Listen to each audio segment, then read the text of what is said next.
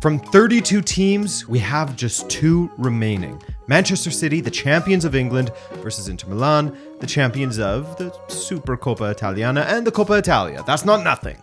On June 10th in Istanbul, we'll see if Inter are adding another European trophy to their collection, or if City will be adding their first.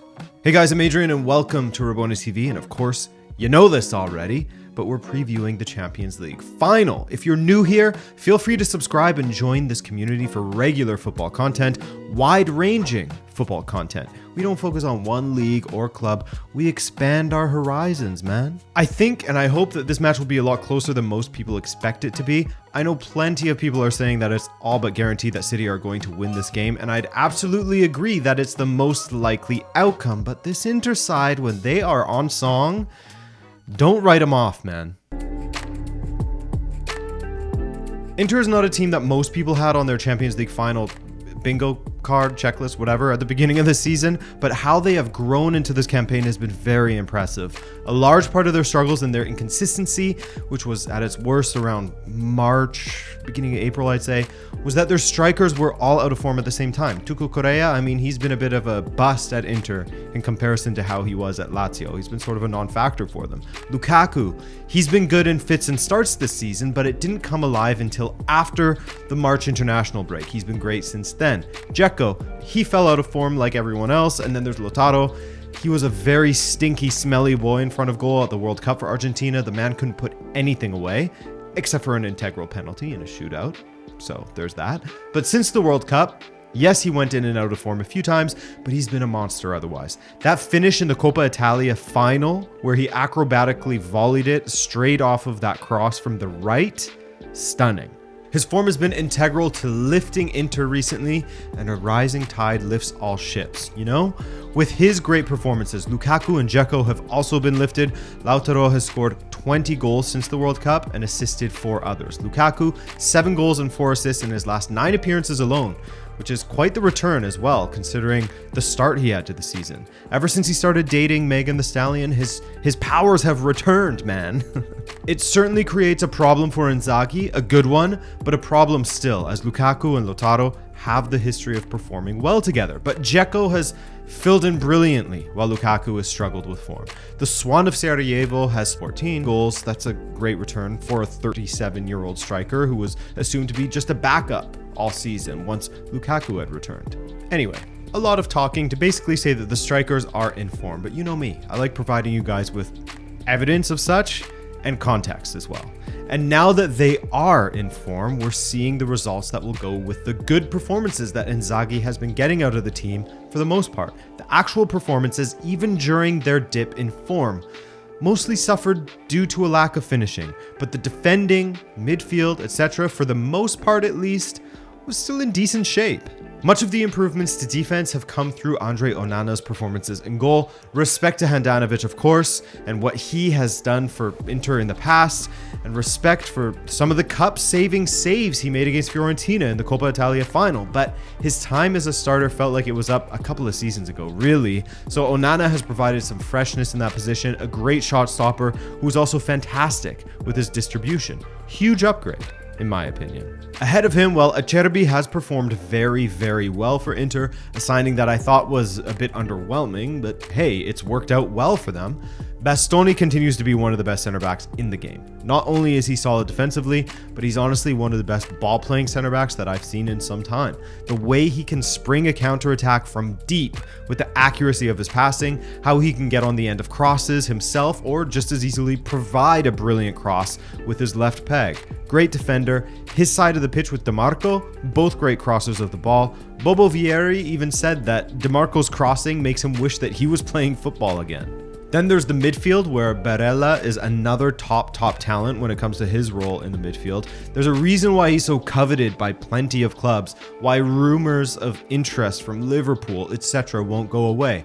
The work ethic, how he wins his duels, how he can pass, strike from distance. He's a fantastic all-rounder in the midfield. Alongside Çalhanoğlu, who has improved greatly, the deeper he is dropped. Brozovic is out there as well. Who knows, if you're superstitious, then you may think that Brozovic is the key to this final, not because of how good he is as a player, because he's very good, but because he's Croatian. Have you heard of this? I actually did a quick, lighthearted video for BR Football on this. Since 2013, the Champions League winning team has always had a Croatian in their ranks. Granted, Modric is doing a lot of the heavy lifting with this superstition, but it's true. Every single year, as you can see here, has had a Croatian in the winning side. Man City doesn't have a Croatian. Maybe that's why they're suddenly interested in Kovacic. But Man City do have a certain free-scoring Norwegian named Erling Haaland. Nobody in Europe has scored more than him. That's certainly not a bad individual to have at your disposal, is it? That's someone you want in your team, right? And he's become more than just someone to finish off cutbacks and tap-ins, as Haaland has become a far more well-rounded striker in, the 10 months he's been working under Guardiola now? That's a huge improvement, and what's scary is that he's still only 22 and will likely get even better. One of the areas he could improve, heading, of course, by his own admission, and while he has converted a few headers in the latter half of the season, I find he still heads them downward almost too much. It's like he outjumps the ball or something. Of course, one of the toughest attempts for a keeper to save is when the ball is headed downward in a diagonal close to their feet, in the direction they've just come from. But with Haaland, there's almost not enough angle at times, and the ball struggles to cross the line as it bounces almost straight up. Small adjustment there, and he'll have a new trademark.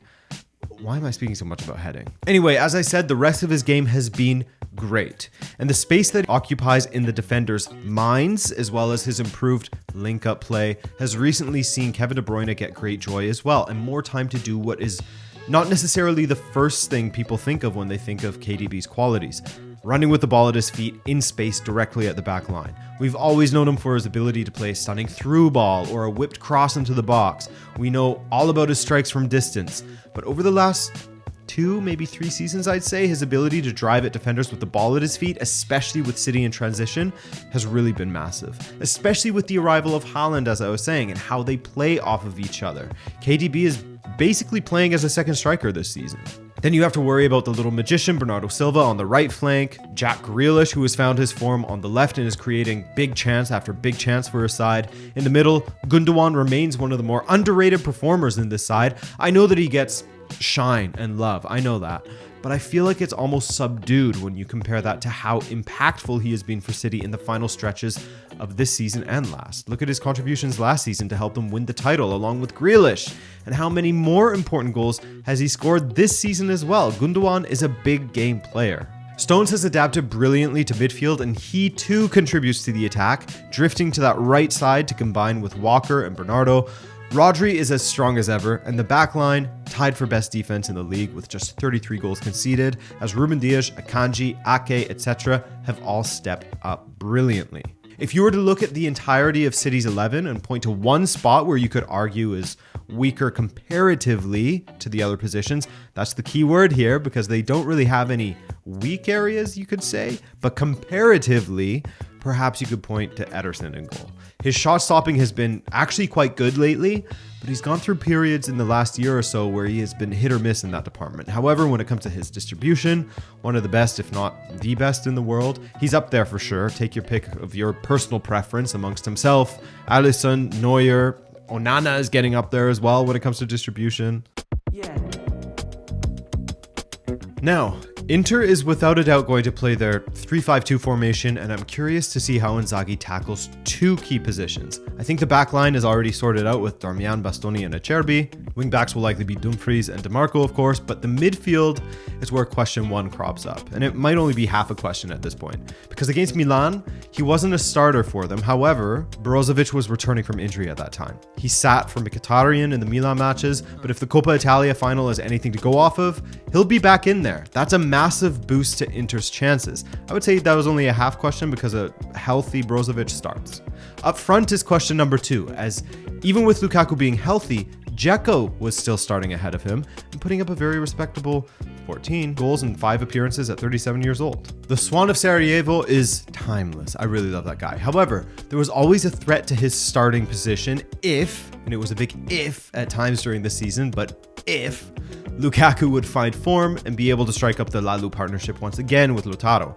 And the thing is, he has found form now. Lukaku the Stallion is in great form, as mentioned, and it's not just the numbers he is putting up now, but how he is playing. He's composed on the ball, his touch is tighter, he's beating people on the dribble, he's finding his teammates, and his finishing has improved. He looks closer, not there yet, but closer to the Lukaku of old at Inter from a couple of seasons ago. In this form, if he's to start, then Inter will be scary on the counter, which is where they have looked the most dangerous. Inzaghi's automations for them to break through the press and spring a quick attack will require City's midfielders and defenders to be sharp and mindful of what's happening behind them. Inter are certainly capable of getting up the pitch with 3 quick passes. Whereas in Lautaro, they also have a technical striker who can control the ball and play in his teammates. For City, I've been incredibly impressed with how Guardiola turned things around, and I say turned things around in air quotes because it's not like City were bad back in the first part of the season, but when John Stones returned from injury end of January-ish, he's proven to be the key. Guardiola has played around with the idea of utilizing a back 3 before, but Stones and how he has adapted to his very interesting midfield position has been integral, as well as Kyle Walker's performances. I mean, those have been great too. But look at this. So, City have always had to find good balance in their game. They are so gifted going forward, and they have great talent in defense as well, but they could get caught looking a bit light at the back at times. Guardiola has had to play with shapes a bit in and out of possession to really overwhelm opposing defenses with tons of numbers forward while not getting caught out at the back. The answer so far: Stones in the midfield when City have possession in order to help things going forward, have that extra number up there. But when they lose possession, he joins the back line to help cover the right side of the pitch, pushing Walker or whomever else might be the right center back to the fullback position to cover the flanks, plugging in that gap between the flank and the central defender in Ruben Dias, who has shifted more center left in their shape. This has worked wonders for them so far, and Stones has been one of the most impactful changes to the City side and how they operate now that they have Haaland up front. This worked well to cover Vinicius, and I'm interested to see how they do in covering the more left-sided attackers from Inter, Di Marco, Çalhanoğlu, Lautaro should he drift over there. And I would expect that Inter will do their best to plug up as much of the midfield and the box as possible, and will look to transition to attack as quickly as possible. Meanwhile, City, with this newer shape and approach, will look to strangle Inter as they strangled Real Madrid in that second leg. The only question will be, does Inzaghi have a better way for them to bypass the press than Ancelotti did? And I think that Inzaghi will get that right.